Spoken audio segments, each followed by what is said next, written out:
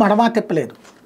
తను ఏమన్నాడో అదే చేశాడు రేవంత్ రెడ్డి. అందులో ప్రధానమైనటువంటిది ఏంటి, దాన్ని అర్థం చేసుకోవడంలో ల్యాబ్స్లోనే ఉంది. ఆయన చెప్పింది ఏంటి, బెనిఫిట్ షోలు నేను అధికారంలో ఉన్నంత వరకు ఇవ్వనన్నాడు.